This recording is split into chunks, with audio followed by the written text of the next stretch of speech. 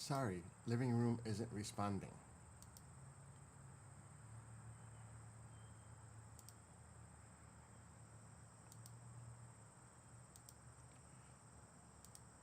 What a beautiful day today. It's only, what temperature? Alexa, what's the temperature right now? Good afternoon, Bill. Right now, it's 83 degrees Fahrenheit. Not bad.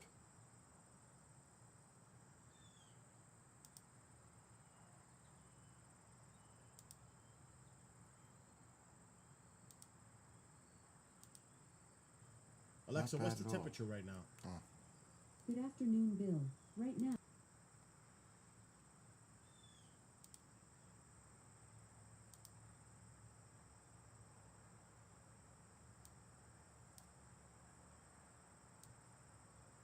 Where's my phone?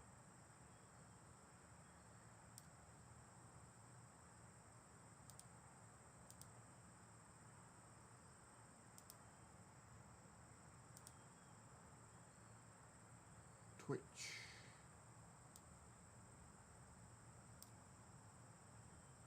Testing keyboards. What the fuck is that? What the hell?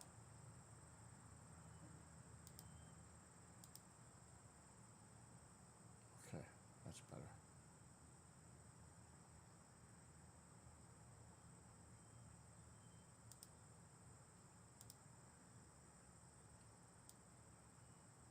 Rumble.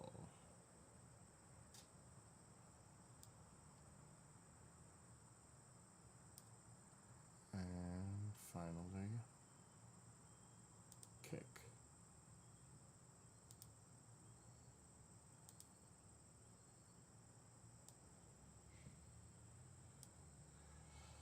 All right, now we can get rid of this.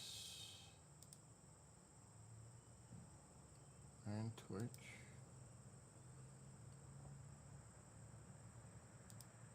Anyway, good afternoon. Did my 26 miles this morning.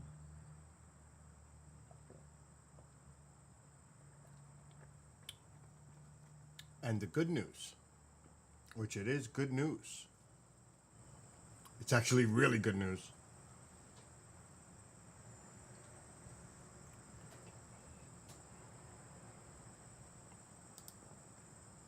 For me. Uh-oh. Well, we hit a new low. We hit a new low 20 minutes ago. 184. 184.2 to be exact. We have hit a new low. I am now 52 pounds lost since August. That is such a beautiful sight. 184. I'm going to win that bet against my doctor. I'm definitely going to win the bet. 170 by Halloween? Pah! I got August, September, October. I got 3 months to do it. 14 pounds in 3 months? Oh my God, that's nothing. Not for me. Not now. 14 pounds in the next 3 months is so doable. That's like 5 pounds a month. That's easy. Well, it's easy now. It wasn't easy in the beginning. It's easy now. So I weighed myself a half hour ago and I saw that and I was like, yes! So going down, still going down. Another threshold past the 50. And people say, oh, don't pay attention to numbers. Well, you don't pay attention to numbers. Maybe that does something to you. It doesn't do anything to me. Because I'm just keeping on grinding. It's not going to affect me by looking at numbers. That's stupid.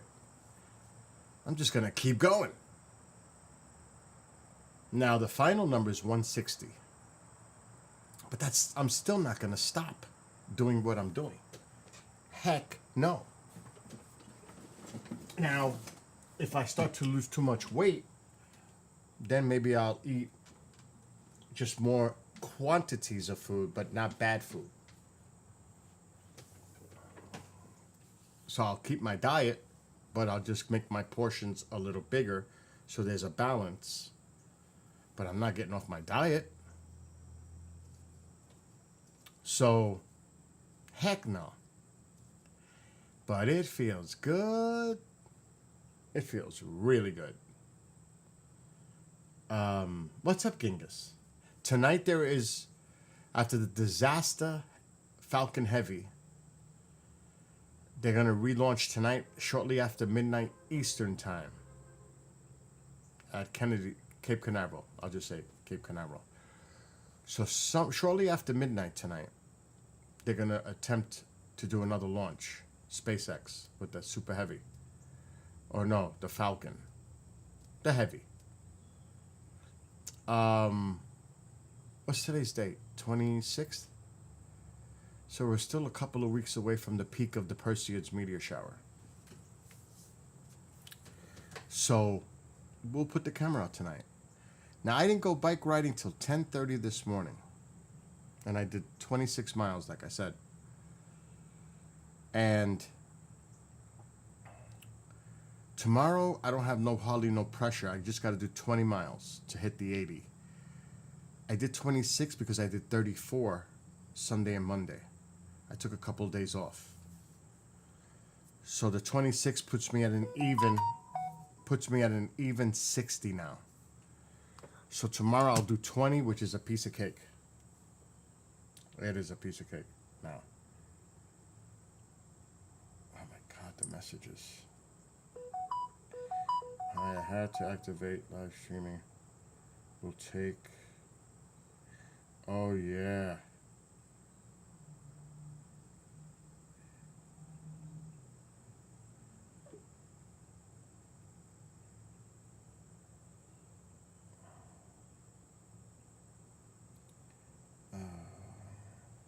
Messages, it's just nuts how I get messages. It's constant.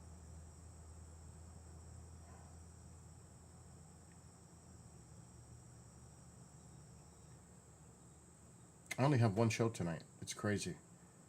It's kind of weird. I'm not used to that.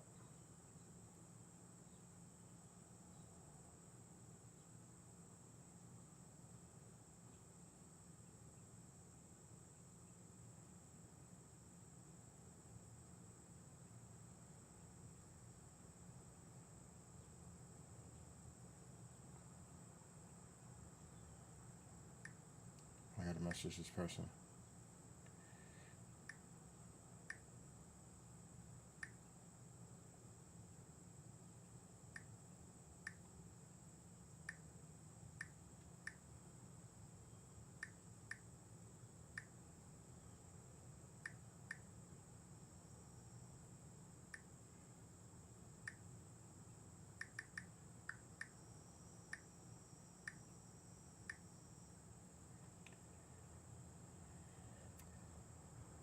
Now, without getting into too many details,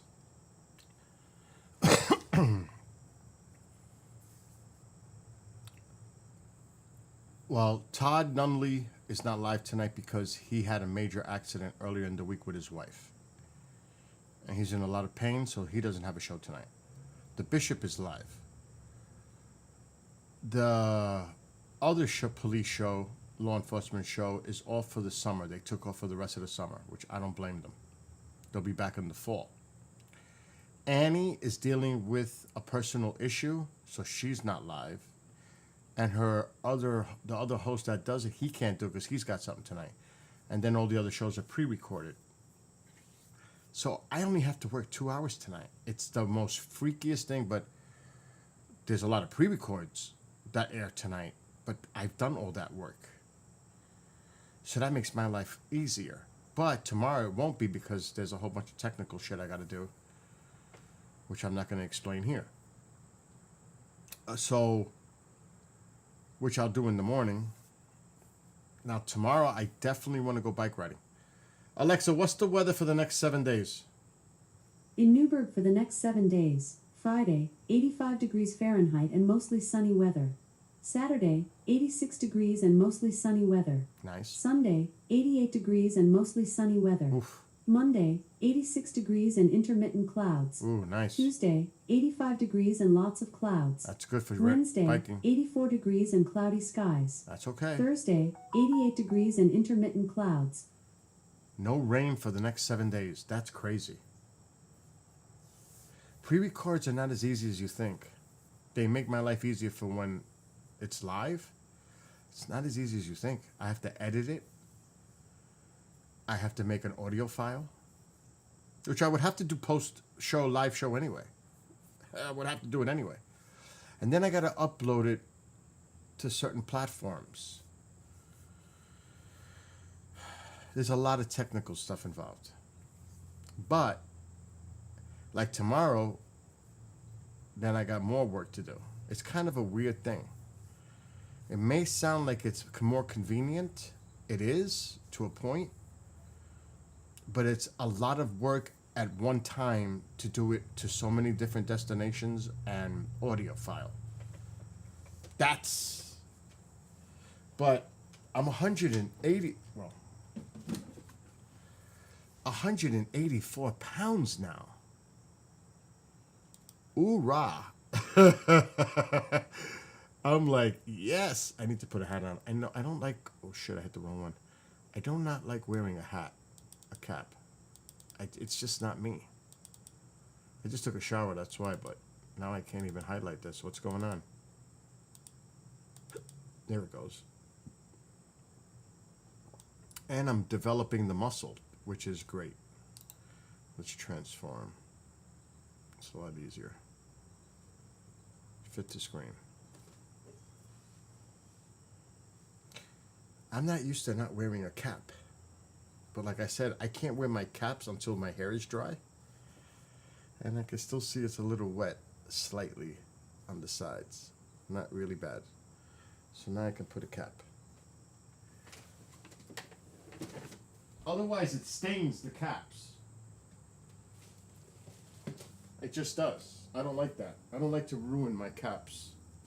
Because it does. And the lighting is so bad from outside. But, again, this was about 40 minutes ago now.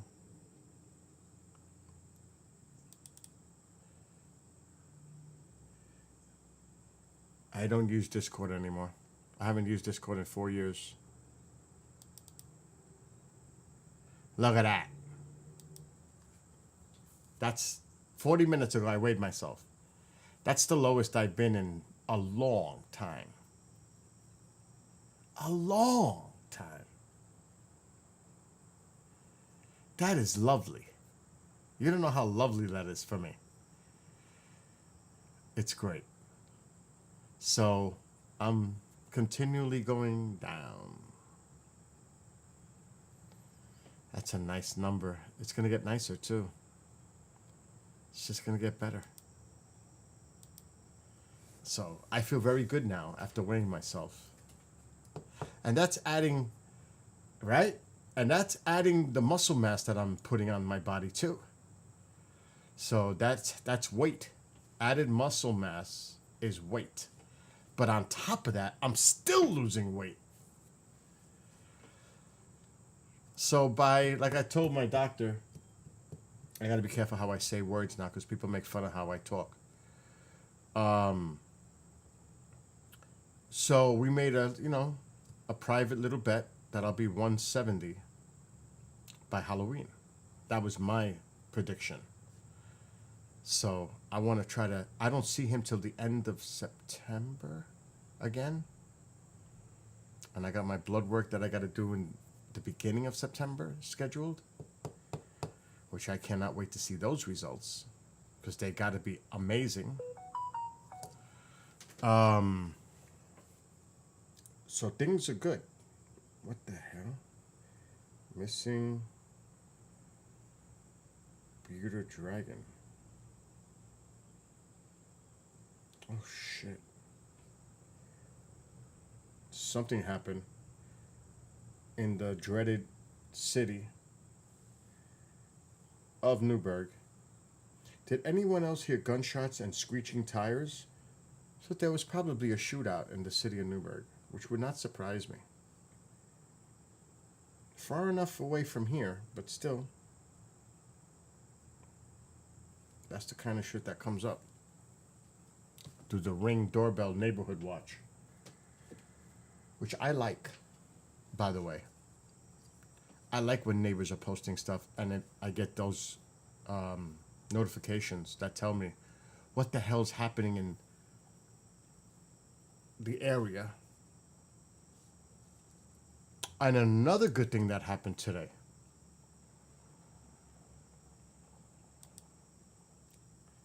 is, and I ordered 2 of them.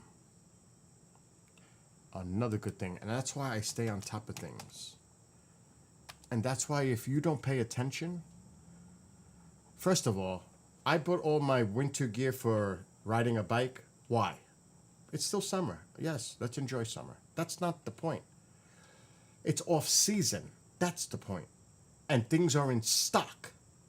That's like we're buying summer pool chemicals. If I was to buy chemicals now, they're not out there anymore. They're gone. The stores, a lot of them are already transitioning for school supplies and fall. A lot of the stuff isn't even available. And if it is, people have bought all the chemicals already. They don't restock like you think they do. And online is price gouging. So when I buy the goggles and the face covering and winter jackets, it's not because, oh my God, enjoy the summer first. Bullshit. It's in stock. And it's at an excellent price. When it's in season, what do? Because there's a supply and demand, because that's how it works, they raise the prices. Because there's a demand for it. So they raise the prices. It's like having a power outage and they sell generators for 1.5 times their normal price. Because the demand is there. And then there's always the out of stock option as well. So I don't wait. I don't sit around and wait to like a week or 2 weeks before I need it. I get on top of it. Because it's not going to do... Right now, all that stuff is in my room, in a box, waiting for me to get it when I need it. Makes sense to me. It's there. And I've got it. And I'm ready. I like to be ready. I like to be prepared. That's just me. Everybody's different. I get it. But that's me. So this is another example of being me. I've been bugging them where I got the bike. I've been bugging them.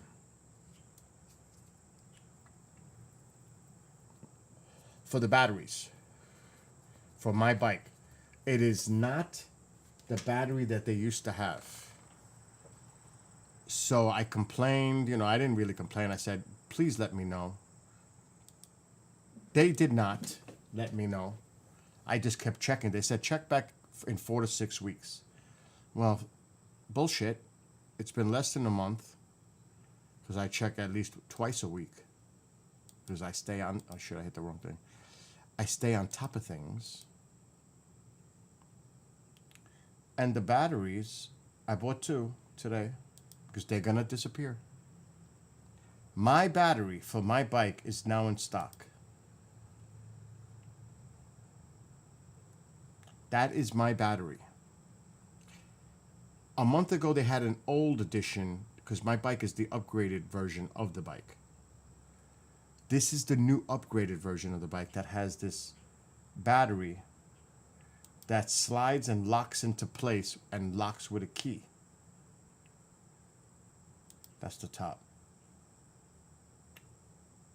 This is the old version of that battery. That's this one that they don't no longer sell. That one. This is the new one. And this is my battery, which is what I need. And you see how it slides and clips right into the bike, and I lock it with the key and it stays in place. It is the most awesome thing, because then when I'm done with the bike, I always take the battery off. I bring it inside to charge, and voila. So now in my back bag, I'm going to carry 2 extra batteries. Now, I noticed on this battery, I can get 50 miles if I'm on the lowest e-bike setting. The electric part, I can get 50. Well, now with the 2 extra batteries, I can get 150. Because I hardly ever use number 2 and higher. I always stay at number 1. Unless it's a crazy hill, I might go to 2 or even 3, depending on how steep and long the hill is, because I've already run into that at one place. The hill was just like forever, and it just kept going up, and it was sick. But that is a game changer for me to have 2 extra batteries, because now I'm going to do day trips. I'm going to go for 60, 70 miles. Oh, yes, that's coming. In a day trip. I'm going to take some of these trails as far as I can go. And not worry if I get exhausted. I have the e-bike to depend on to get me the hell back. Because it has the throttle like a typical e-bike. I don't even have to pedal. I just got to sit there and ride. So this is what I would call my insurance policy when I ride long distances now. That's all it is, because I am not cheating. I don't like to use the electric at all. It's just insurance if I do need it. What if I develop a cramp? What if all of a sudden I get dizzy spells or I feel sick? For whatever reason. Whatever the reason is. At least then I have the option of, okay, I don't have to pedal. I'll just use the throttle and get myself back. That's it. So that, and they're going to run out of stock quick. They are definitely going to run out quick, so I jumped on it. Now, if I wait and sit on it thinking, oh, they'll be in stock, I'll go back there maybe in 2-3 weeks. We're going to find out. I'm going to try it. We're going to go back in 2 or 3 weeks and see if they're still in stock. I already bought 2. The good thing about this bike company is they have every freaking part I would need. Everything. Even accessories, but every part of that bike they have. And they ship it so fast. I wouldn't be surprised that battery gets here by, because the weekend is now coming up. I wouldn't be surprised if I get that battery by Tuesday. 2 batteries by Tuesday. I wouldn't be surprised. They are amazingly fast. I think they have distributors all across the country. And I think the closest one to me is in Jersey, because that's where the bike came from, Jersey. What the hell is this?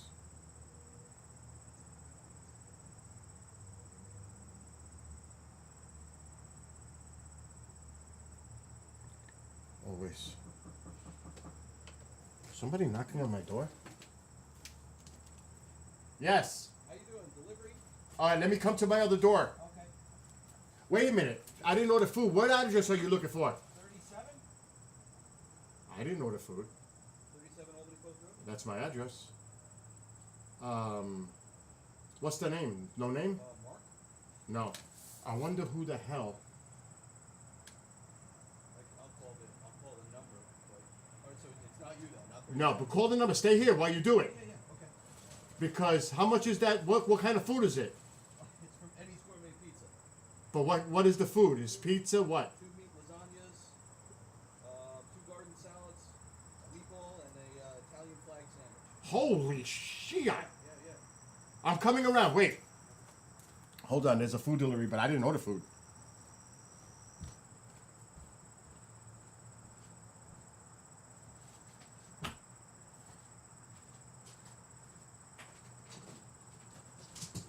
Right.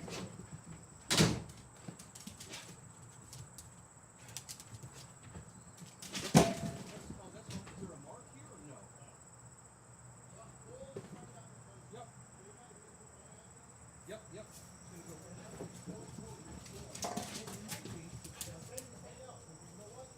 gonna go. It's already, it's on a credit card already, so I just need a signature. So, yeah. Yeah, yeah, no, thank you, I appreciate it. I'm gonna call, if it's definitely not here, I'll be definitely call you. Alright, man, listen, sorry about that. That's alright, okay? God bless. Hey, you too. Have a great weekend. You too, thank you.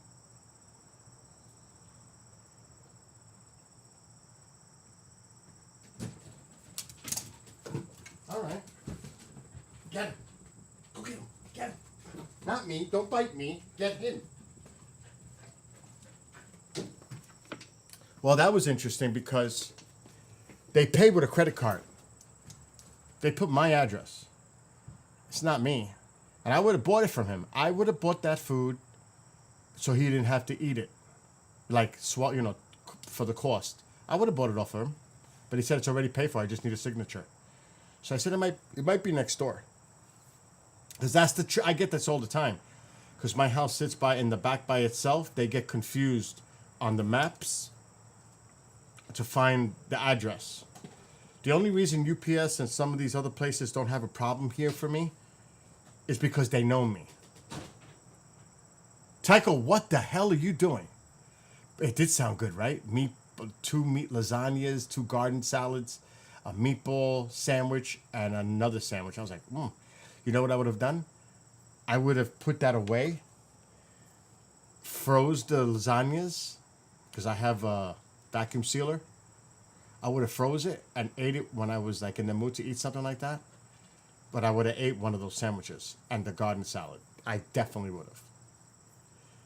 But I would have paid him. Listen, I'll buy it from you. Because I don't like them to see that they have to eat that money. That sucks. That would suck if you somebody orders food as a prank, because it does happen.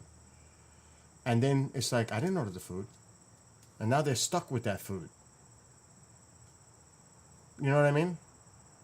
I mean, maybe they could sell it back at their pizzeria or restaurant. But the sandwiches are done. The salads are done. Even if you refrigerate a salad, over time it gets soggy and nasty. That has to be fresh, and you have to eat it not right away, but soon thereafter. So I would have taken it because I love salad. I would have definitely ate the salads by today. And I would have had a sandwich right now because I haven't had anything to eat yet. If that makes any sense.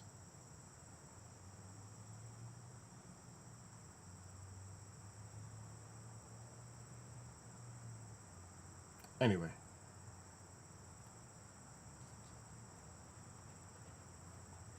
That's done. I was wondering what the hell was going on.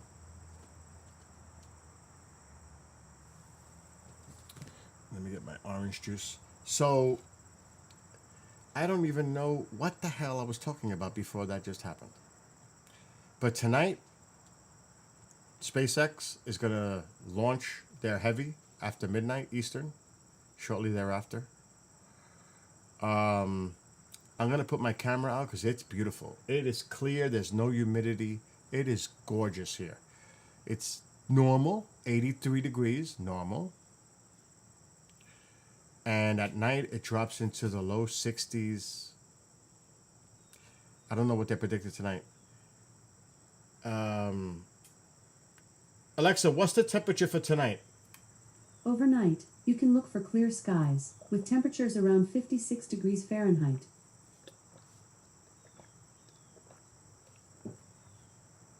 $56. That's at 4 in the morning, 5 in the morning. That's lovely. Do you know what that tells me, though? It tells me it's going to be a clear, very low humidity night. The only problem is the moon. But that tells me tonight is a great night to do a sky watch. That's what that tells me. Based on the temperatures.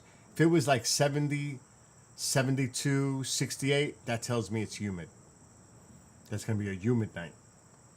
When it's 50s, upper 50s like that, that means it's going to be nice. Doors open, except for the bugs, which I can't stand. They find a way to get through. I don't know how they do it, but they find a way to get through. They always do. Underneath the door, above the door, you know, where there's a wasp or a hornet flying right there right now. Don't you dare come in here. So, tonight is definitely going to be a skywatch, but we'll take some time away to... I'm going to stay up tonight.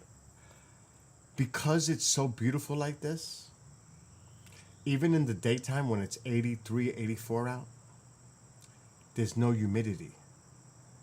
It's very, very comfortably tolerable. Especially in the trails I go biking, because it's shaded. Most of these trails are shaded. There's very limited areas where it's exposed to sunlight, which is amazing, and it's great. Really, the only time I'm dealing with when I'm exposed to the sun is when I'm crossing a street. Wow. Yeah, the rain helps that. But it has to be a steady, consistent rain for a few hours. If it's a thunderstorm or a thunder shower or a shower, if it rains, it doesn't really reduce the heat. It has to cleanse the atmosphere. Otherwise, and a lot of the times, if the sun comes right back out, what happens? All of that then again rises up. The moisture that just fell is now drying up and causing that humidity right back in the air again as it's lifting back into the atmosphere as it dries. So it's all humid again. That's the worst part. You have to have like a good solid period of rain to really cool things down, if that makes any sense. What's up, Nicholas? So, I'm excited. I did 26 miles this morning. I got 2 new batteries for my electric bike. They were in stock finally. And I am now down to 184 pounds. I lost 2 more. Actually 3, because I was flirting 187-ish. I'm actually on the lower side of 184 than the higher end of 184, which I look at that too. Believe me, I'd rather be 184.2 than 184.8. As stupid as that sounds, I'd rather be there because that makes me closer to the actual 184 than to be closer to 185. You know what I mean? It's just a stupid little thing. It's averaging things out. So anything under 0.5, 0.4 and down is going down to that lower number, obviously. That's beautiful. I am so stoked. So excited. Oh my God, it's after 5 already. I hope he finds the person to deliver that food. But yeah, and what about those fires in California? Oh, and they found the arsonist. Isn't that crazy that people set fires like this, you know, purposely and causes so much harm? I don't understand. What the hell is wrong with people? I mean, my gosh. Yeah, I know. Just eat. That's what I said earlier when I started the stream. Just when I eat, but you got to remember, that's the balance. Like, I haven't gotten to the bathroom, so I have to take that into consideration. Well, when you go to the bathroom, whether it's fluid or otherwise, you unload that too. And because I eat salads and I'm not eating heavy food, I won't gain 2 pounds eating salads for dinner. Because I'm going to eat tonight a big salad with diced ham, sliced ham in it. That's water. That comes right out of the body. It won't stay. It might stay as I eat it, but it won't last. As soon as I have to take care of business. So, now if I was to eat a bunch of steaks, like heavier foods, like solids, then yeah, that's not a good idea. That would stick for a few days. Then it would stick. But nope. I need to pee. But salads is vegetables is mostly comprised of liquid water as it breaks down. It's not like solids that it takes time for your body to break them down. Because there's the exit of liquid and the exit of solids.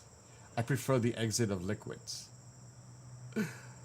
Without getting into too much information and graphic details. Oh, they're great. Matter of fact, you just gave me an idea. I might boil an egg or two and put it in my salad tonight. That's actually a good idea, Genghis. I haven't done that in a long time. And some people might be like, ew! Well, sucks to be you. I know Genghis and I enjoy it. And like I said, it's showing. More and more. Not all every day. But slowly but surely I'm going this way. Not there and not this way, thank God. I'm slowly going this way. And I'm going to keep it going. Like I said today, I did 26 miles. I'm getting emails. I'm getting all kinds of shit going on. But yeah, like I use fat-free dressings, which I'm so used to eating stuff that does not have like sugar, and I'm past that point. I don't need that anymore. I don't even hardly eat bread, barely, of any kind. But I like just using olive oil, balsamic vinegar, some seasoning, and I'm good. That's all I need. But I get tired of eating the balsamic vinegar olive oil combination. So then I buy these fat-free Caesar dressings. Ranch, Caesar. What's the other one I buy? Not Thousand Islands. I don't like that. French, Caesar. That's it. French, Caesar, or I just said it. Oh my God. The other one. Dressing. Oh my God. 3 types of dressings I'll eat. Ranch. Ranch is the other one. I like ranch. Oh yeah, there's a big fire out in California. Massive. Bad. And let me see if I can pull up the article. They arrested the arsonist.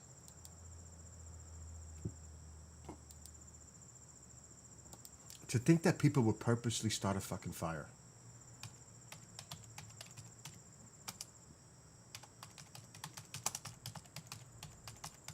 But then I guess there are people out there that are pyromaniacs. You know, they have that thing for fires.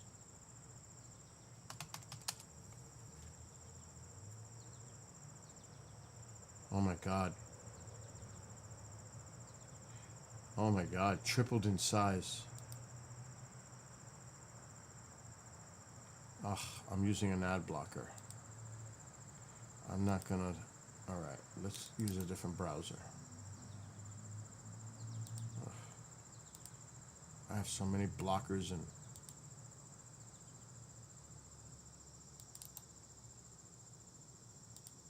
And I think I have them on a lot of browsers too, so this one's gonna work. Alright, so here. Don't forget, SpaceX launch tonight after midnight Eastern. Park fire in Northern California more than tripled in size in its second day. Arson suspect arrested. We're shell shocked. So, the park fire, one of many wildfires raging in California, grew from a small brush fire in Chico to the largest blaze in the state in less than 2 days. A man suspected of starting the fire has been arrested. It went from 6,000 plus acres to over 45,000 acres Thursday morning, and more than tripled its size by Friday morning to 164,000 acres. Oh my God. Oh, that's horrific. As of Friday afternoon, it was over 178,000 acres, some 278 square miles. Oh my God. Oh my God. That's horrible. 278 square miles.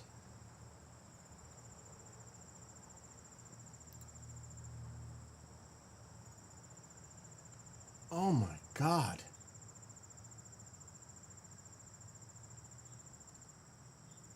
Wow. That's horrible. That is horrible. What's this? Wait. We need to go back. Canada? What the hell's going on here?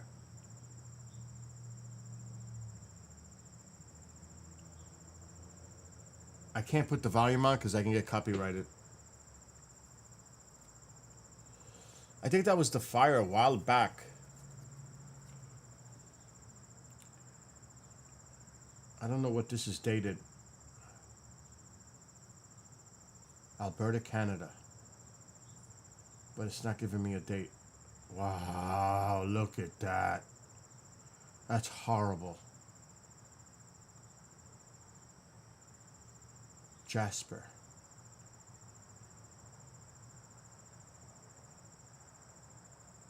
Oh my God. I don't know what the date is on this. This just could be like a related video.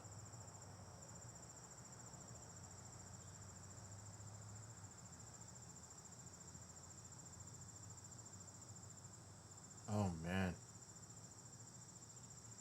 Over 1,100 homes were threatened. Wow, look at the current wildfires. Holy shit, California's on fire. Oregon has quite a bit, and so does Washington. That's because it's been so hot and dry.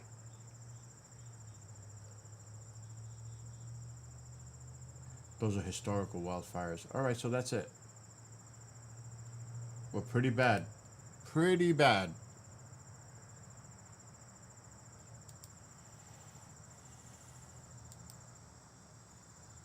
Not good. That's bad. 178,090 acres burned, according to Watch Duty, which is a wildfire alert app. That's horrible. Horrible. Over here, they've been working for like weeks. And I hope that was the vulnerable spot. They've been redoing the lines, the power lines. They got rid of the trees, and they're working on the power lines now. Maybe that'll prevent me from losing power in these severe storm outages. I haven't had that problem. I had once this year so far.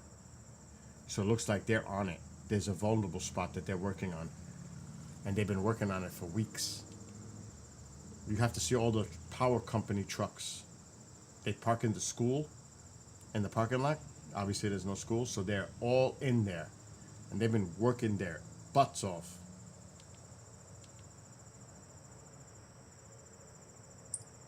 So hopefully that'll help.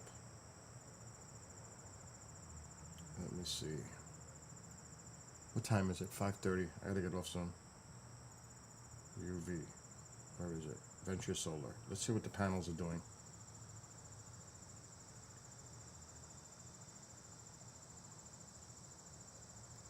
Loading.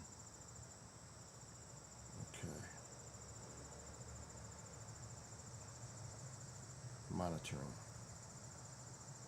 This is my company.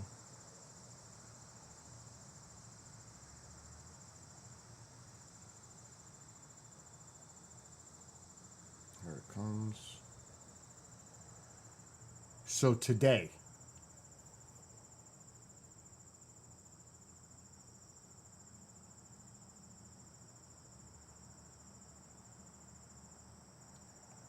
what's the exported? That's not live. We want the live. Graphs.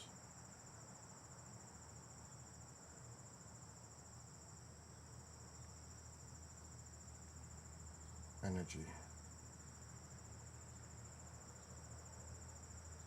Or is live? Lifetime.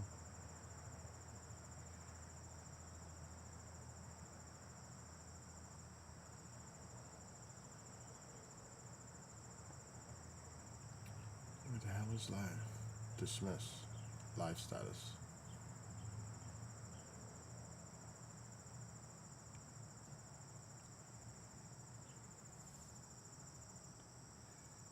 Wow.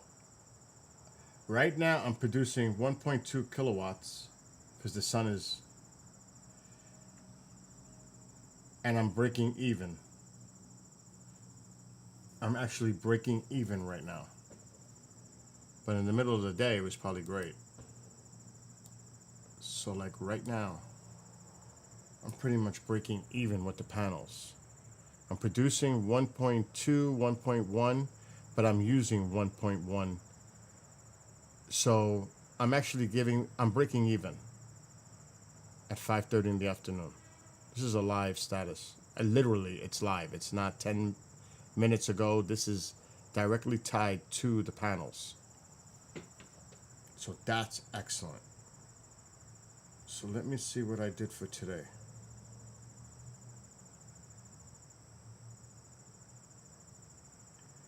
So today, as an example,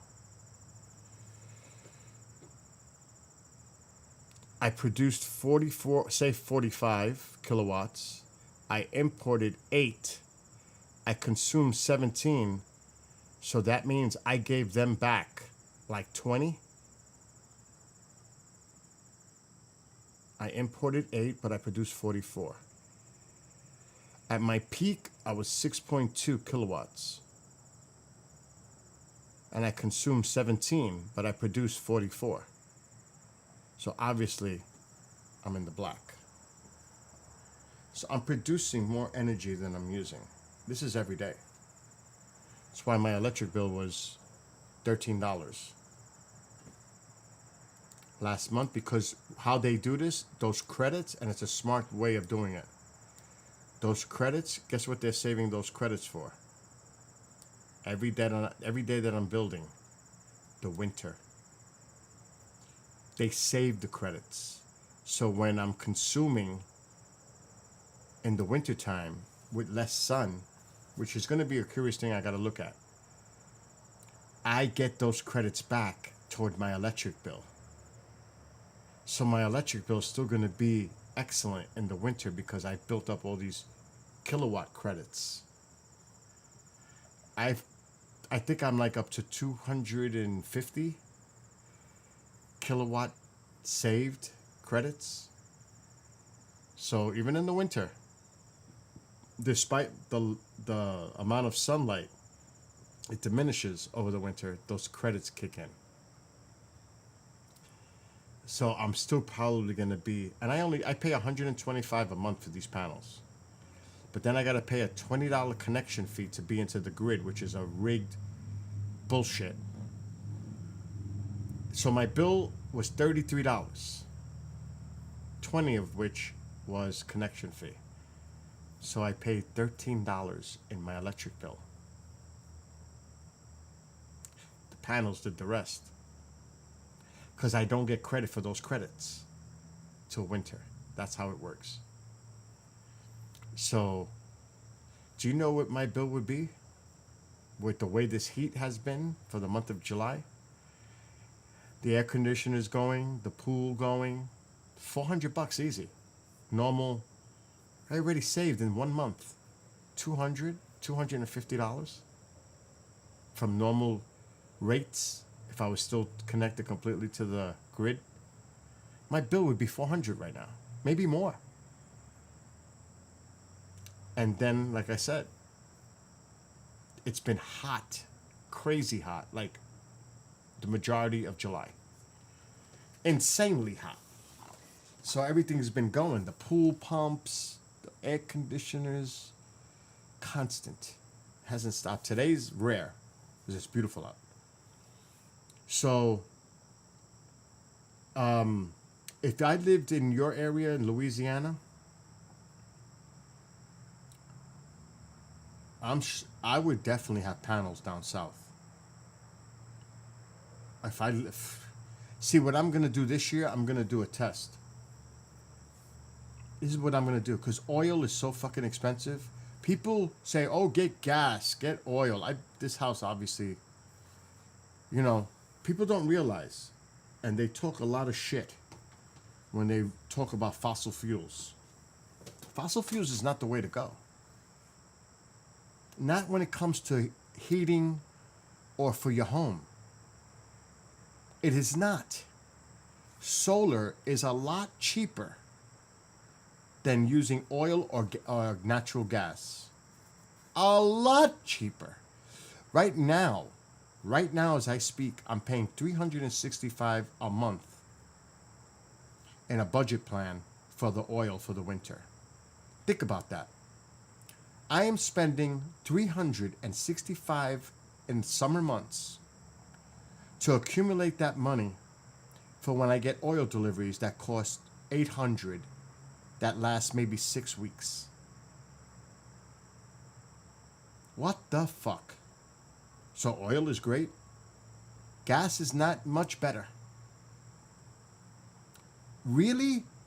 People are swearing on oil and gas? Hell no. No. Not a good option. Especially, as the prices fluctuate. So I sign a contract that locks the price in. That if, say it goes, and I could look at the contract, if it goes over, say, $4.30, I will pay that minimum $4.30. So if it goes to $5, I'm locked in at the $4.30. That's how they do it up here. So right now, every month, I'm paying $365 for fucking oil. For the winter. It's insane. So my plan is, I am going to use, of course, my wood stove, my other wood stove that I put in the dining room area, and I've got these oil-filled heaters, and I've had them. I'm going to put them in every bedroom. I'm going to have the fire going, and the other fire going. I got plenty of wood out front. I am going to use less heating oil to heat the house. Now, at nighttime, if it goes below freezing, I have no choice but to run some heat in the pipes, even though I have a chemical that runs through the lines for -30, so they don't freeze and bust. But I still want to put some heat through those pipes in the winter. So I'm going to have no choice but to use a little oil. But I want to be more dependent on the solar electric production and using that to heat my house than the oil.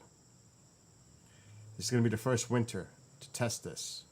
I have a feeling, based on how much electricity I used on air conditioners and pool, that it's going to end up being pretty much the same with the heaters. If that's the case, because they always go based on a yearly basis how much oil I use, so they come up with a price based on the oil I use per winter. Because here, winter is October to April. It's cold. At night it gets cold. In October, we have cold nights. In April, we still have cold nights. Might warm up in the daytime a little bit, but at night it drops. So you need the heat. So I'm going to try a different thing this year now that I got the panels. And if I use less oil, then next year they'll reduce that 365 to maybe 225. But I'm locked in now till next year. I have no choice but to pay 365 a fucking month. Until they see and monitor the amount of gallons I use in a winter season. Then next year, before the winter season starts, they'll reevaluate and reestimate and decide, okay, based on the amount of oil you used last year, this is what you're going to have to pay a month to cover the cost. So it's not out of pocket. You know what it's like to pay for a delivery $800 when it's delivered? And it's crazy. I'd rather accumulate the money, have it in the bank, so to speak, so that when they deliver, it's already there. And they just take it out of the pot. So there's, that's, to me, that's a better way of doing it than to be hit with an $850 oil delivery. So that is the bad part about oil. Now, or gas. Gas is not much cheaper. Natural gas, propane, not a bargain. Solar is the way. Now, if this works,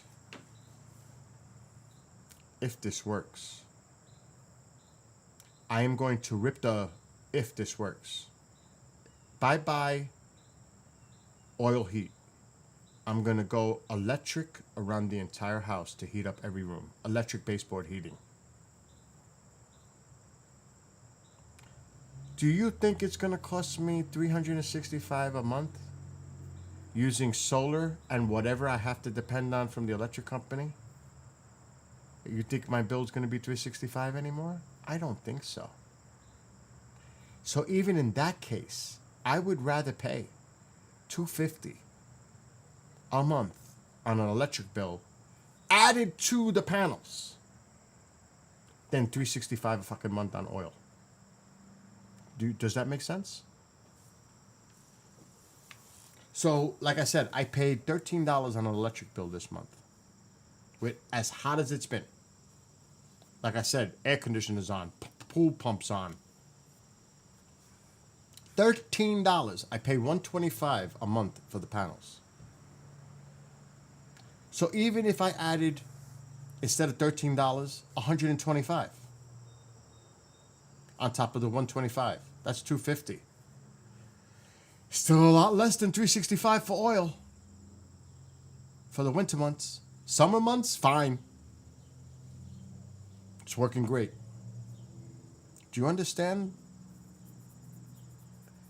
So this winter will be a big test to see how the panels are doing, because I'm still going to get a lot of production. So what I'm going to do is have this place while the sun is above the house, or because I got completely exposed. I am going to pump up the heat during the day inside the house, get it really warm, because the panels will be doing most of the production for all that. And then at night, as the sun goes down and I lose it, the house will still be quite warm, where even the cold temperatures, which it hasn't been that cold here anymore, won't affect the indoor temperature in one night. Follow me? It might drop maybe 10 degrees tops inside the house because of it's cold outside. But then the next day, same thing. Put the heaters on, fireplace, get this place super warm, so that when the sun sets, the place is still super warm. And it takes quite a while for the cold air to penetrate inside the house, so the heat will hold. Does that make any sense to anybody? It does to me. And if my experiment works, wow. So I'm going to find out. And I have a feeling it's going to work. But the shitty part is I still have to pay that $365 a month for oil. in the budget payment. And that's at the price now. Right now, gas here locally, gas. Oil is more money than gas. Oil is not the same amount that you would buy in a gas station for gas. Oil is always more. Heating oil. So right now, if it's $3.35 at the pump, it's $4 for a gallon of oil. About. Now, if those pumps go up to $4, that means I'm going to be close to spending $5 a gallon. But since I'm locked in, that won't happen. So you have to look at all the different little things that are important. You have to really break it down. So that's what I do. I do my research. I check everything. I don't go into something without doing extensive research and not being prepared. Like someone said in the chat once, oh, there's scammers out there for solar panels. Well, if you go to New York State website.gov, they have the ones that they had the AAA and the ones that the state advises you to go to for your solar panels, because they advise you not because the state is benefiting from it. No, you're benefiting. You know why? Because these are the ones the state's going to give you a $5,000 tax credit. If I go to my neighbor, which is going to happen soon, both of them, if they use me as a recommendation, and I can show you on the phone, I get a check for $500 or more, depending on how many people I get. He told me there's competitions of people going around their neighborhoods and they're making thousands of dollars. It's like they're doing this for a living themselves. Can you imagine that? Going around the neighborhood and then they use you as a reference and you get a credit. It's crazy. So there's a lot of incentive in the state of New York for panels. And not everybody, a lot of people are getting them where they can, because you have to be in the sunlight. There's a percentage of sunlight that you have to meet in order to have panels installed.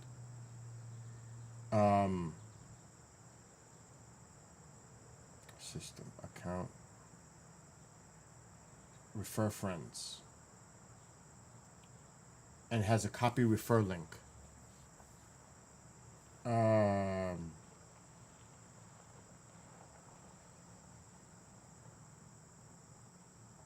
So I would have to do it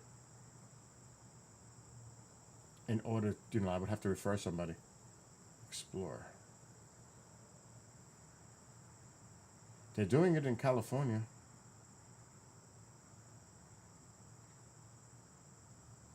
And a lot of the manufacturing, like I'm looking at it right now, it's made in the United States. It's creating American jobs. This shit is not made overseas. It's made here. It's providing jobs here. They just opened up a big plant, it just says here. A micro inverters plant in the United States. Now shipping IQ microinverters from the United States. Micro inverters. Made in the USA.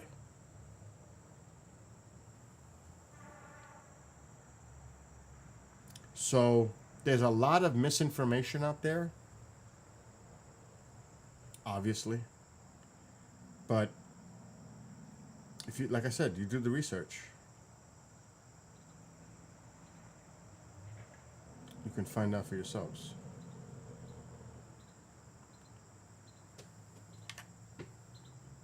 Okay, I don't want to do that. Let's go get away from monitoring.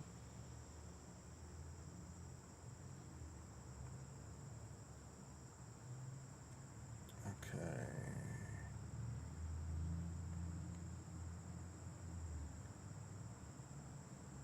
It makes it easy to refer a contact by email too. It's crazy.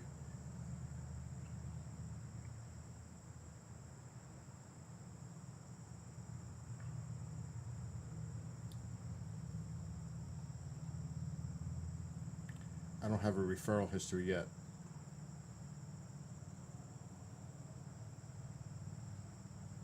But my two neighbors are interested.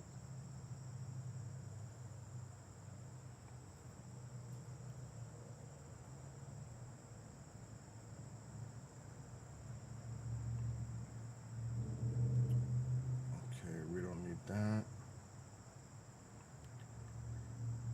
It's getting warm in here now. I feel warm. So yeah, there's all kinds of stuff. And yes, it's 0 down.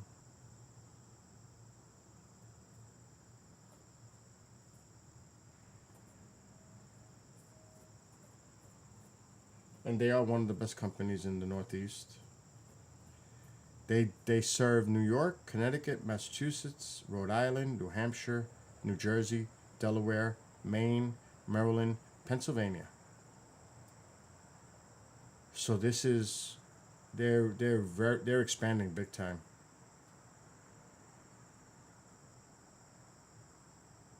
It's the Northeast and New England.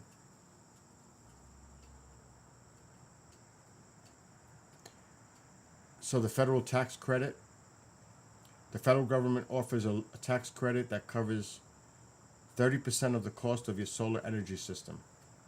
This isn't a write-off or a deduction, but a dollar-for-dollar credit against your income taxes. You can claim all of this in 1 year and it will come back to you in your tax return.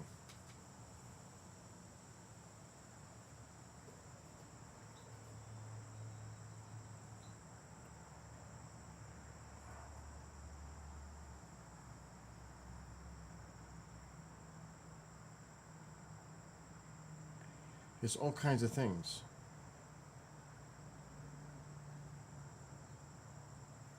And again, you won't be able to read it. Everything is made in the USA. Everything. Completely made in USA.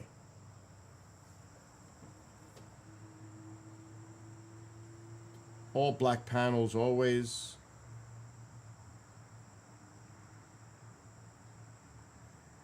Shit, that looks like they took a fucking picture from my house.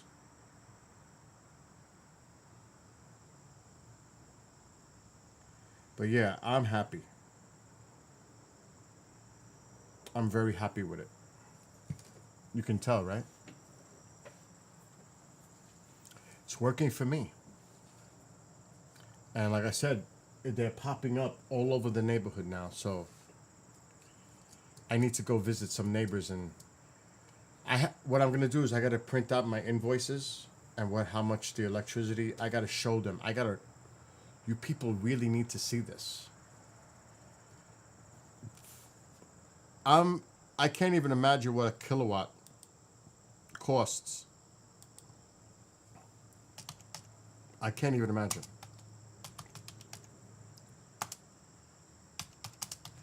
Let's just see.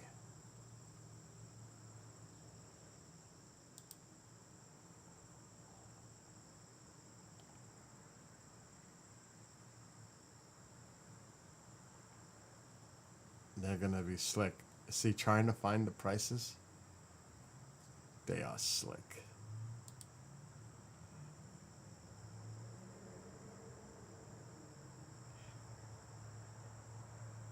Oh.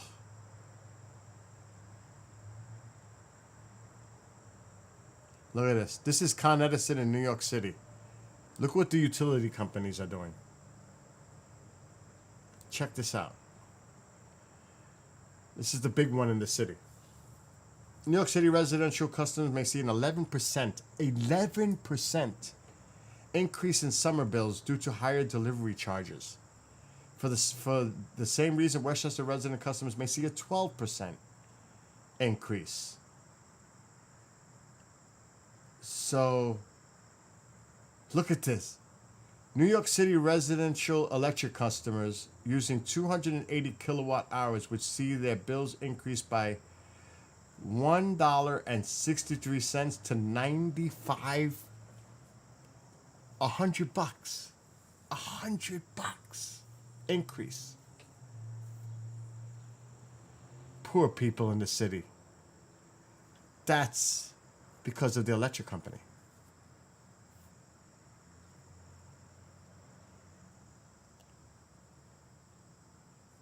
Oh my. And that's for next year. That's for next year. This year it went up from $385 to $94 if they use just 280 kilowatts. So anything over, it's just going to be more money. I use an average of 40 a day, 24-hour period, times, oh my God, can you imagine how high their bills are? Today so far, no, maybe not 40. I use maybe like 20. Let's not exaggerate. I use 20. All right, so I times 30. That's 600 per month. 600. So they're charging 283. So their bills are increasing by $200 for the same amount of electricity I'm using right now. $200 increase from the fucking utility company. Oh my God. And it's going to go up next year for them. The utility company prices keep going up. You're going to keep paying more and more and more for your electricity.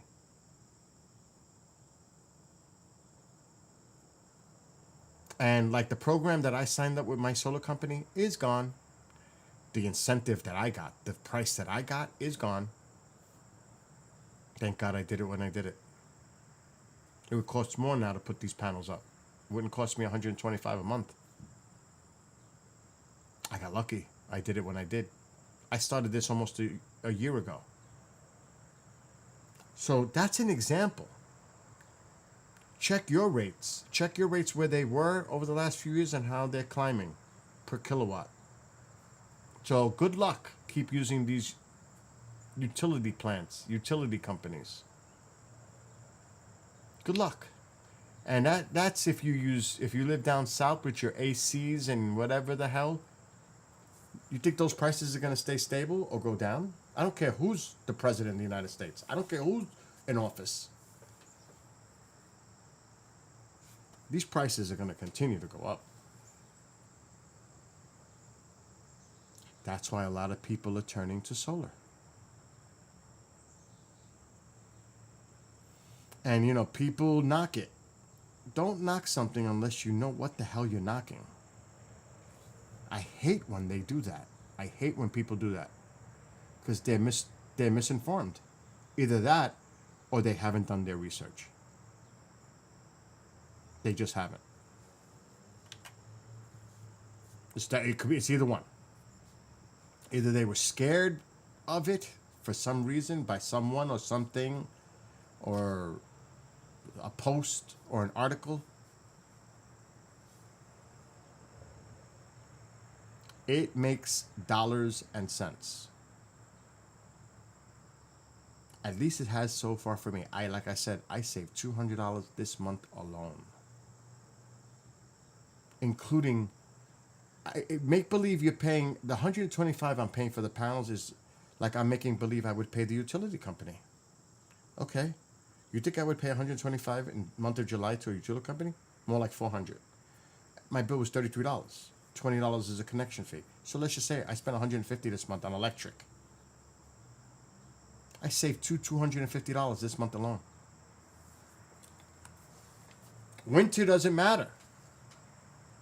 The killer in the winter is the oil. It's not the electric, it's the oil that kills me. So, like I said earlier, I'm going to try a big time experiment here using more electric heaters, not oil-filled heaters. They're nice, they're safe. Oil-filled is the way to go with a heater. Not those ones that heat up and they turn orange. Those are super dangerous. But the oil-filled heaters, they're more expensive, but they're worth it. And they do heat up nicely. Close the door, put that on for a little bit, the room is warm. So I'm going to try that experiment this winter with those and try to be less dependent on oil. So there's my little venting on the power, which means I've got to get off soon because I've got to do a show soon. But I really hope that people understand what I'm telling you about. Like I said, right now the gas pump is $3.35, which is not bad. Earlier in the spring, it went down below $3. For me here, in some other areas of the country, it could be fucking $6. In some other parts of the country, it's less than $3. But they usually charge more money for the summer months because they know people are traveling and they take advantage of that. And there's more usage. It's a power supply thing. Demand supply thing. More people are traveling and driving and doing all that stuff. So right now, it's not bad. We'll see. We'll see what happens in the winter. Because when that shit goes up, you get a 250-gallon delivery of oil, it adds up. Just do the math. What would $4 be per gallon of oil if you filled up for 250? You're talking $1,000 to fill your oil tank. It's not good. $1,000. And you know how long that lasts me? 6-7 weeks. And I wouldn't even think about going to, thank God, solar and electric heating. You think I'm going to spend $1,000 every 6 weeks in electricity with the solar compared to what I'm doing with fucking oil? I mean, come on. Now, obviously, this is a cold climate region area situation. If you live down in a warmer climate like down south, you don't have to worry about these kind of things. But us up here do.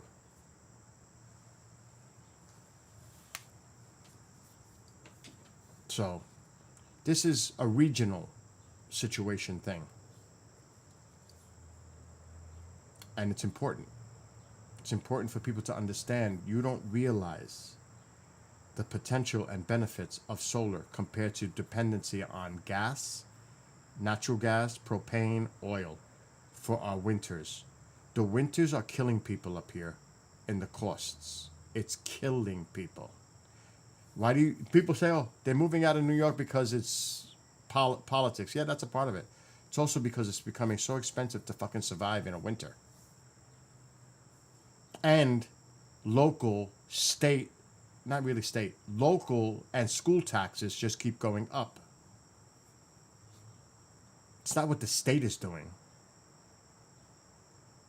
It's really a local situation and the prices that we have to pay. People can't afford to spend thousands of dollars on oil for their winter season. They can't. They have a mortgage. They have car payments. They have other things. That's such an added cost to worry about oil or gas to heat your home. That would be a big relief for a lot of people if that was reduced in price. A lot of people, this is red country up here, so it's not even a political thing. This is all Republican country up here. But you see houses selling because, first of all, the prices of homes are so expensive right now. They could sell, like, I can show you an example. In upstate New York, there is a house with 12 acres. It's huge. Beautiful house. You wouldn't fucking believe the price they want for it, but it's in the middle of nowhere. It's 5 hours from here. But this is like way out. I don't even know. You would have to get Starlink. I couldn't move to a place like this. I would love to live in a place like this, but I couldn't because I need to be close to hospitals, doctors. I need the internet connection that I have. But let me show you.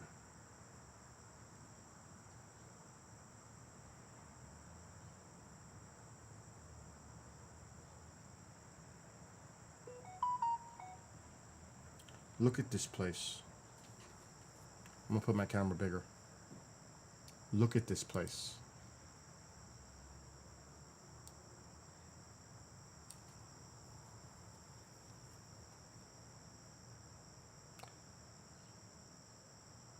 Would you like to know how much they are asking for that piece of property right there? Multi-level.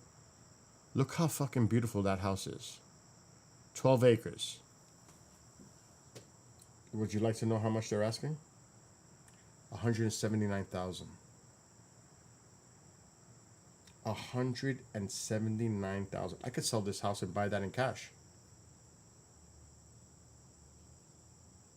And not have a mortgage. Look at this. Look at this place.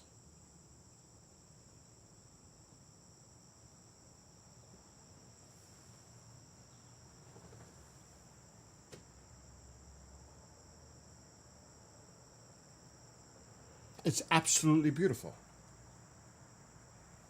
Look at the inside. It's all wood. Look at the floors, fireplace. Look at this.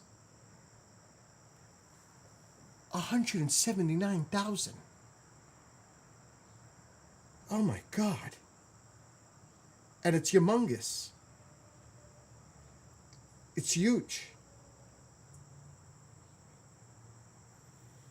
Look at the fucking kitchen. The kitchen is monstrous.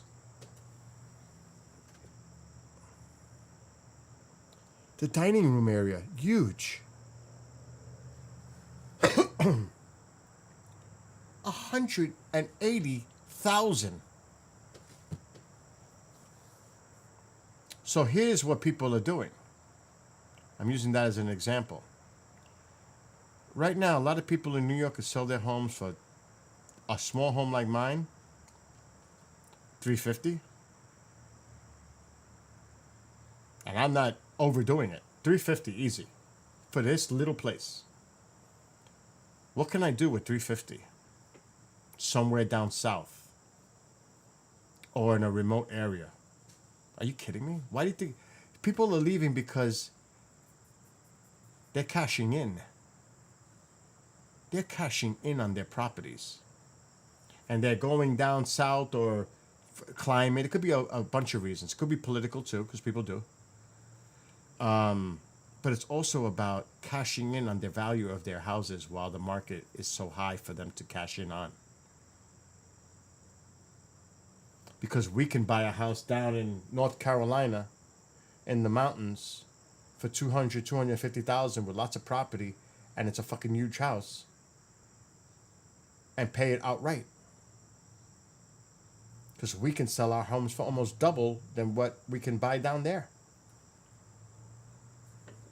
It makes sense. Do you know an average house in New York City? 5, 6, 700,000. That's insane money. You don't think they wanna? Let's leave the city. We're done. Let's go sell this house. We'll buy a house down, now not necessarily Florida, because Florida's crazy right now with the insurance of homes. And my cousin's been living down there for 25 years. She wants out of Florida now because it's just getting crazy. The cost. But you can buy a house somewhere in the country, and you could buy a house for $250 with a lot of property, a big fucking house for $250, $300,000. And now you got $400,000 sitting in the bank. Come on. That's what people are doing. A lot of people. This is not new. This has been going on for quite some time. Like if my boss sold his house in Utah, he could get $600,000 for that house. Easy. $600,000. He could buy that house upstate for $200,000. Or he could buy, the further north you go, the lower the prices get. Because this is commuter close to the city. That's why these prices are high here. Because we're close enough to the city and close enough to the Metro North that there's a high demand for these houses because people want to move out of the city, find a place to live where they can commute back and forth to the city and live out of the city. So that's why our houses here are marketable and they're more money. Because of, believe it or not, because of that reason. It's one of the reasons. Everything has a reason behind it.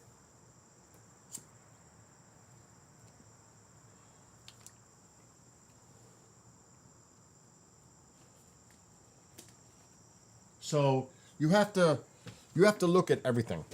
You have to, well, that's why I always say research is important, not opinions. Opinions don't matter in a situation like this. You have to do the research. Now, you may have an opinion, you know what? I don't like New York's politics. I'm out. That's okay. But when you're looking at the market values and doing assessment of actual tangible, marketable value, equity, that's different than an opinion. Those are numbers. That's data. So, like, I love it here. I had a house in Florida. Screw that. Thank God I sold when I did.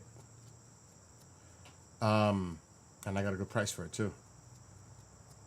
But the point is, you can, what do you think is going on a lot right now? House flipping. People are buying fixer-uppers up here, investing, and then turning a profit on these fixer-uppers because they're doubling the value of the homes and selling them. It's a big thing up here. House flipping. Big thing up here. May not be so equitable down in a place down south where a house is valued at $100,000 and then they maybe get it up to 130, 140, 150. Up here, you could double the value of that house. Right now, when I moved to this house 18 years ago, I paid $160. It's worth $200,000 more now. $200,000 more. I put a lot of work in this house. I have not had it assessed now since I did a new roof and panels. The fucking value is probably close to 4 now. For this little 2,000 square house. Because that's how the New York market is. Now, what if I sold this house for $400,000? I could buy a fucking house, like I just said, down south for $200,000 cash and have money in the bank. Lots. No mortgage. Nothing. And that's what people are doing. It's not because they're fleeing New York City for whatever reasons you might want to think they are. It's the money. Because the market. It's hard to get a house because the fucking mortgage rates are so high. It's over 7. I think it's over 7 still. Maybe it dipped below 7. The interest rates. So selling your house could be an issue because a lot of people just can't afford to buy it. To get a mortgage. But if you do sell that house, you're going to get a good price for it. And you could sit and wait. Put it on the market. Somebody eventually, and believe it or not, again, it's supply and demand. Because there is a demand.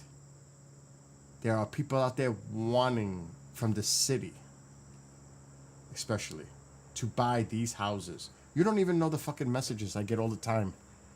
Are you looking to sell your home? We'll buy it. I'm like, oh, fuck out of here.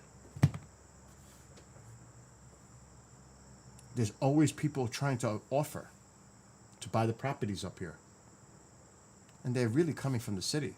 Because, like I said, the cost of living in the city is sick. It's sick. A 2-bedroom, I could probably look it up, is probably like $2,500. For if you're lucky, $2,500 to get a 2-bedroom. And that might not even be a good neighborhood. Over here, you could have a fucking house, pay a mortgage for less. And that's what I'm saying. There's so many different variables that are involved. Let's go to Zillow. I'm curious. Let's look for a property. I'll check my zip code. My old zip code.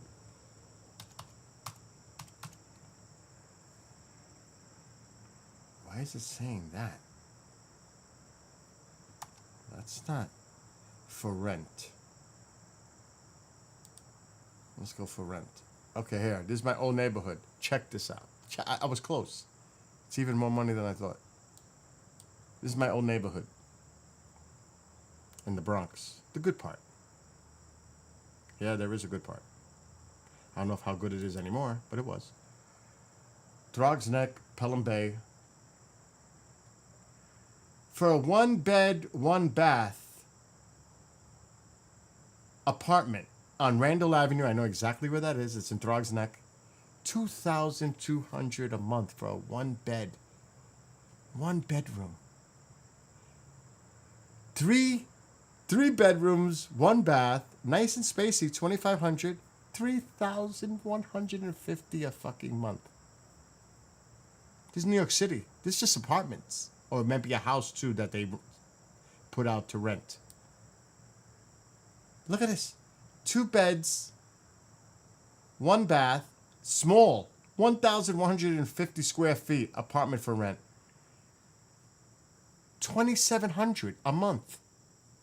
$2,700 for a fucking 2-bedroom, 1-bath apartment in New York City.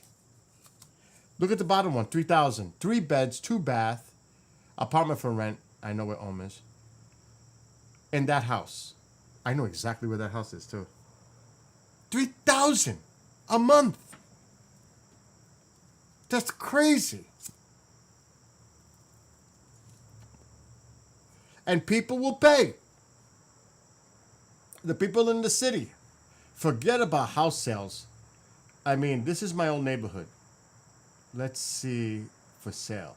Look at the sale amounts of these houses for sale. Watch this. 600,000-700,000. I was right. 550.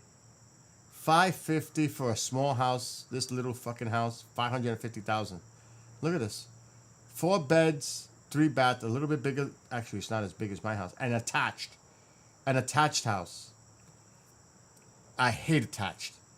Almost 800,000. This one is surprisingly cheap. Probably is a big time fixer-upper. But look at the prices. 900,000. 525, 7, 6, close to 6, 9. Look at the prices of these houses. Now, you don't think these people are cashing in on these fucking houses?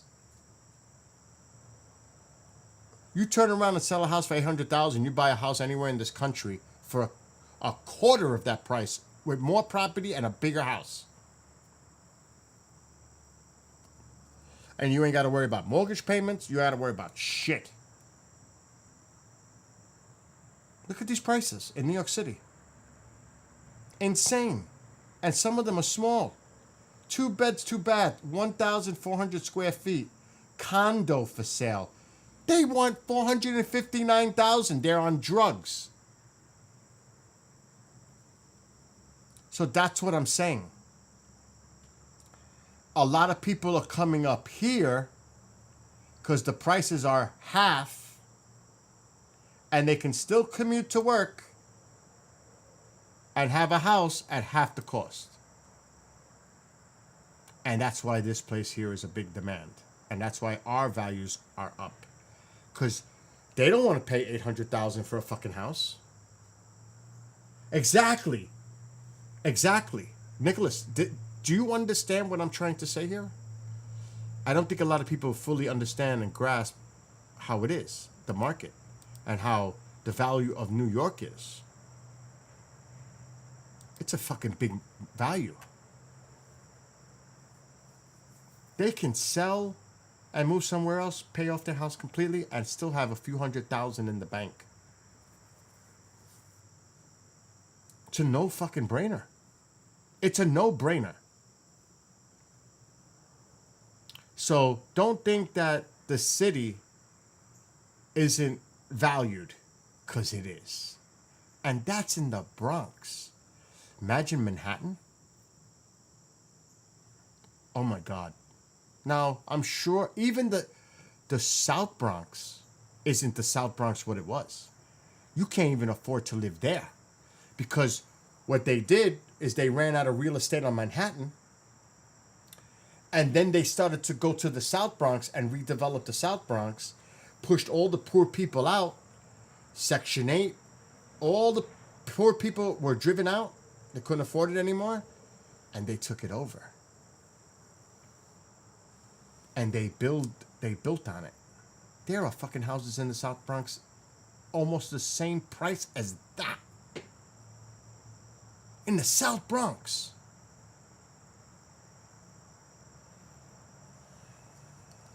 And not nice houses. I mean, they're small, smaller than this. They don't have the land like I have. A lot of these houses are attached. That's the one bad thing about New York City. Like Florida, I couldn't stand it. The houses are so close together to each other. It's like your fucking neighbor is right there. The other neighbor's here. Neighbors across your street. They're everywhere. You're so congested. I like privacy. That's why I got this. I don't have that here. That's my front yard. There's no cars that travel through my front yard. I put my camera 100 feet in front of my house. There's woods on this side. The other side, my pool, and then my neighbor's property, which I'm in charge of, because he lives in New York City. Smart. Bought investment houses up here for his daughter, for him. Smart guy. It's his yard, which is like 200 feet. And then there's more woods. So we're spread out here. I don't have that nosiness. I hate that. I hate nosy neighbors. I hate people in my business. I hate that. I like my fucking privacy. You don't have that here. And that's what they want. Exactly. You want to be private and have privacy other than being people on top of you. You think, like, there are some people that like to show off, like walking outside their house in the morning, you know, trying to impress their neighbors. You know, that there are people like that try to put out some kind of an image to others to make themselves feel good. To me, it's a false sense of security. That's insecurity to me. You should just be proud of who you are no matter what it is. As long as you know you're doing the right thing, you should be proud of yourself and have that self-esteem and self-confidence. I don't need other people to stroke my ego. I need to do it for myself. I don't need nobody else to do it for me. But there are people that like to, show off. That's just part of their nature. They need that. You know what I mean? It makes them feel important and whatever it is. But I love the privacy part. I value that more than having an ego-driven, narcissistic point of being. I just want to be at peace in my home. And like I said, I value the privacy tremendously. I used to live in the city for over 30 years. I know what it's like. I know what it's like. I know what it's like in Florida when I had the house and the houses was my house. They'll call the cops on you. You make any kind of noise, they're calling the cops on you. Especially in these homeowners association places. It's fucking ridiculous. It's like, why would I buy a house in a place like that when they're going to put rules to me in my house? They're going to set the rules on how I live in my house. No effing freaking way. That was a big turnoff for me. Big turnoff. And they're all up in your business. Oh, your grass is too high. You need to cut your grass. Go fuck yourself. I'll do it when I want to do it. It's like that. Oh, you can't. Say you have people come over your house. And I had a 2-car garage. Beautiful. This house was beautiful. Oh, but I have a party going on. Oh, they can't park in the street. What? What do you mean they can't park in the street? They can't park in my driveway or my garage. It's full. Where the fuck are they going to park? Oh, but they can't park on the street. Again, so where the fuck are they going to park? I wouldn't curse. But this is how angry I would get inside dealing with this nonsense bullshit. And then, oh, but you got to pay a fee now. Everybody has to pay a fee to take care of the grounds that when you enter the...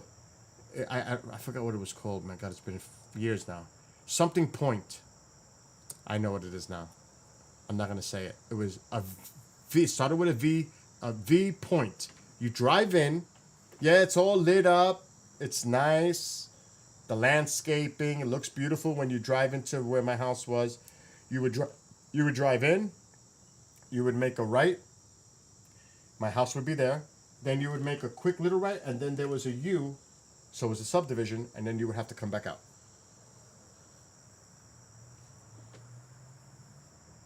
So it was a very small subdivision area. It was nice. But the freaking homeowners association was impossible. Like, you have to go through them to paint your house a certain color. They have to approve. They have to approve what color you're going to paint your house. Because if it's some flashy shit, they're not going for it. You can't even paint your house. I just painted my house a darker blue. You think that shit would have flew in Florida? They would have fucking had a heart attack. Everybody's house has to be like a beige, a terracotta. Ill! Like ill! It's my house. I'll do what I want in my house. So yeah, Florida was not the way for me. Oh God. No way. And talk about freedoms. That's not freedom. They take away your freedoms in your own home. It is bullshit. Talk about freedoms. You ain't got freedoms in your own house. They're in control. They'll even meet about you without you even knowing. They'll meet and have a discussion, all these fucking nosy neighbors talking about you, and you're not even present to complain about something that you did. Or didn't do. Give me a break. And Mom knows. Oh boy. It sucked. Now, I'm not saying all of it's like that in Florida, but for my situation, dealing with that homeowners association was absolutely living in your own home in misery. Is that crazy? And like I said, the house was maybe, how far away from the house next door? 25 feet. I'm being conservative. Maybe 25 feet. They're all fucking close to each other.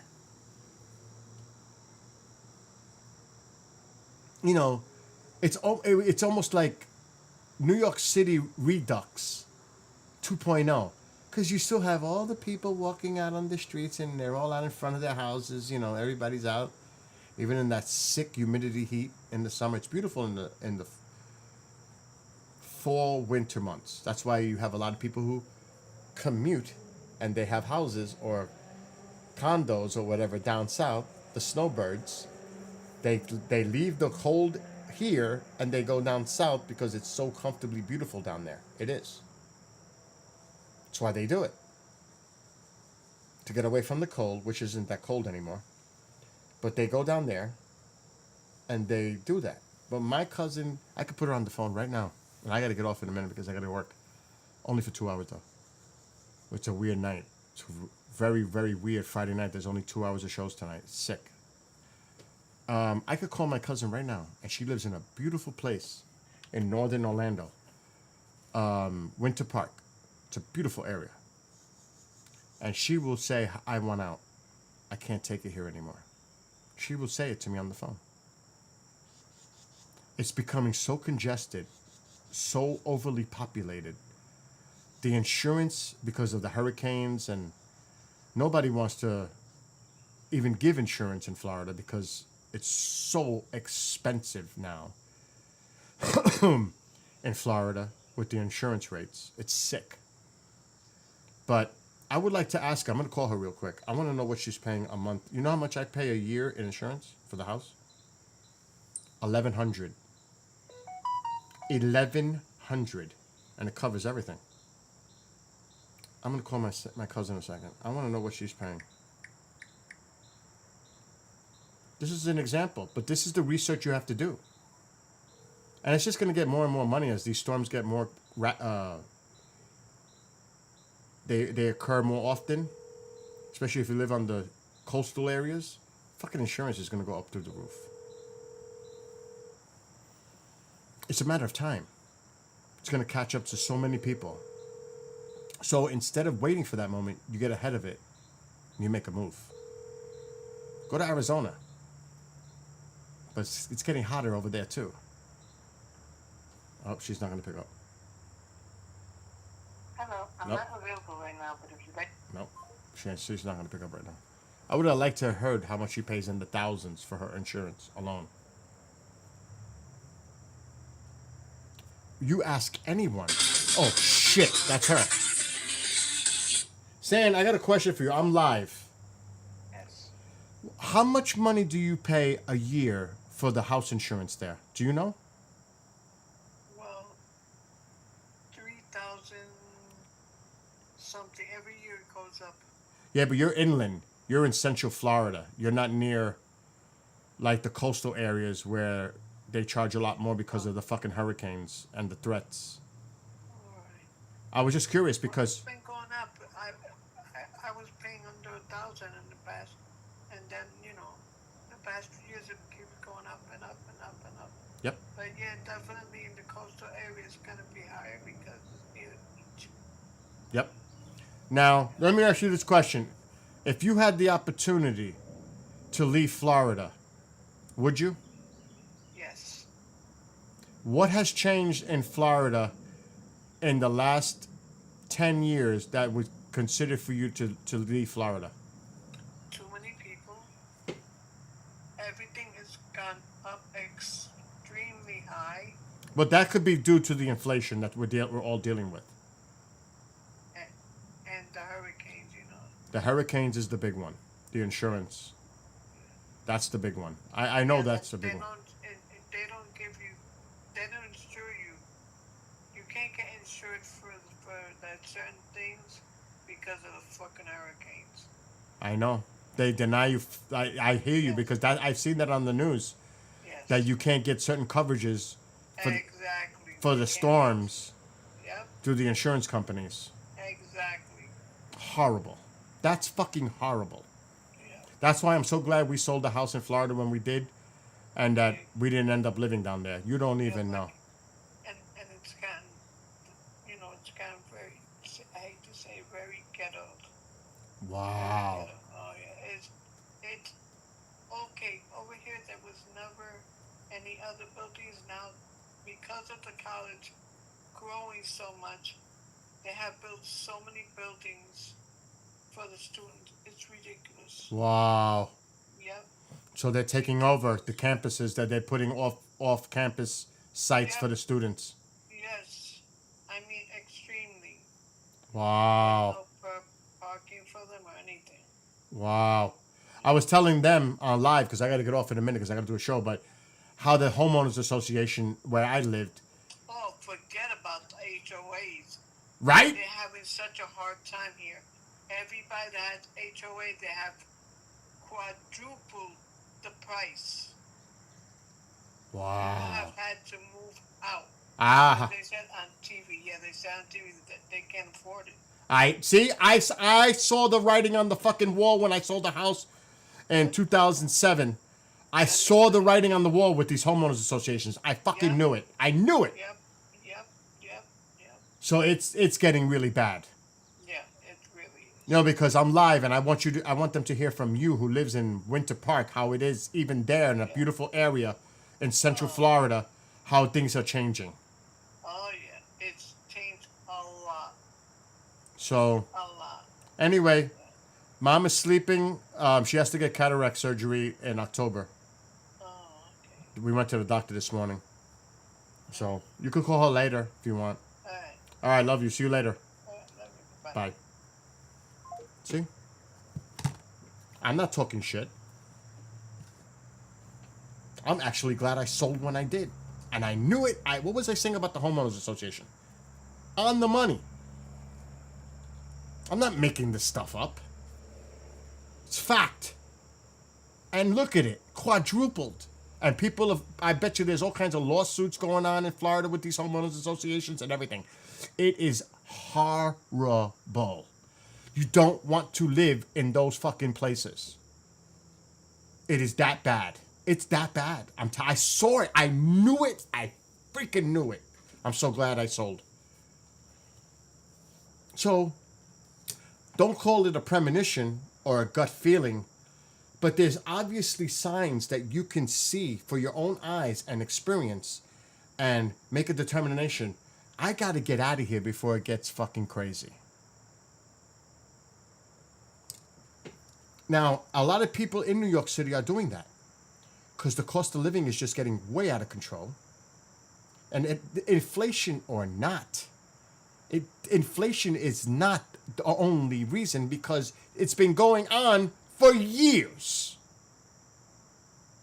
It's not something new. Florida, you know how many New Yorkers went to Florida for the same reasons? To get away from New York to go to live in Florida? The Hispanic community exploded in the 90s from New York, all the New Yorkers going down to Florida and going down to live down there to retire and die. And their healthcare system sucks, by the way. Florida healthcare system sucks. I experienced it myself when I had to deal with certain issues. Sucks! Over here, oh my God, it's great. The healthcare system up here is amazing. People just don't, they criticize, but they don't know. When you live somewhere and you had that experience from living somewhere, then you can talk.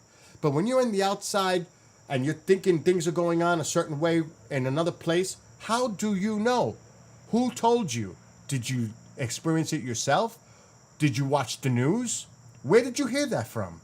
Because you know what? The likelihood is wrong. Wrong.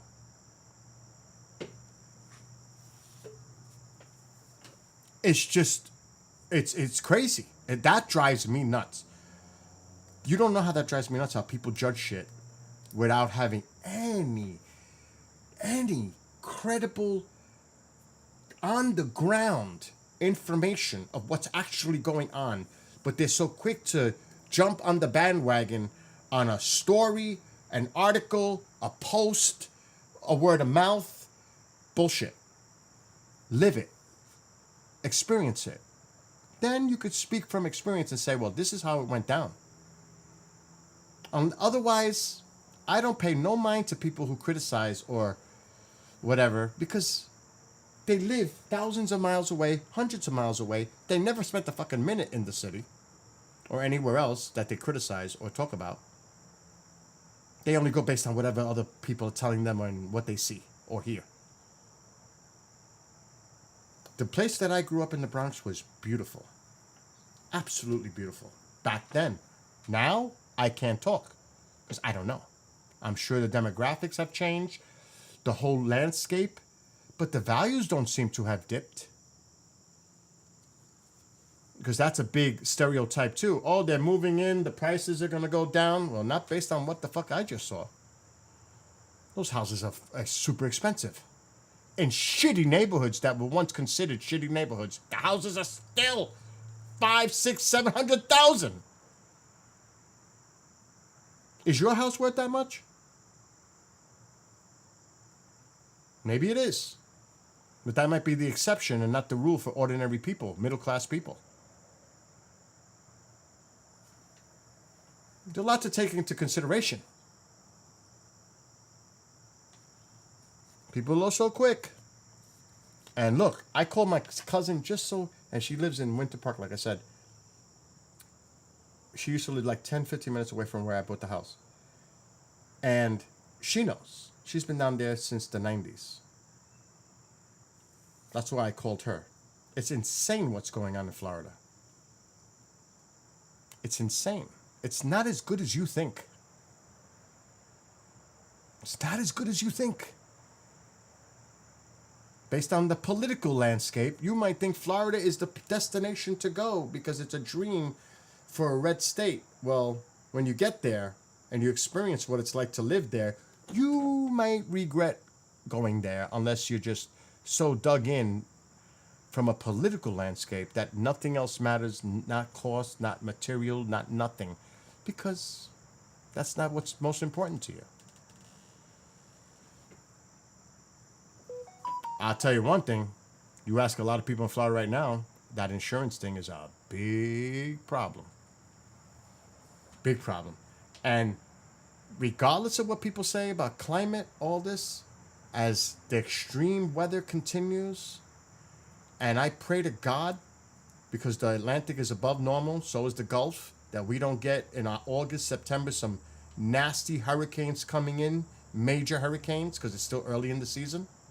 I pray to God, because those people are going to suffer.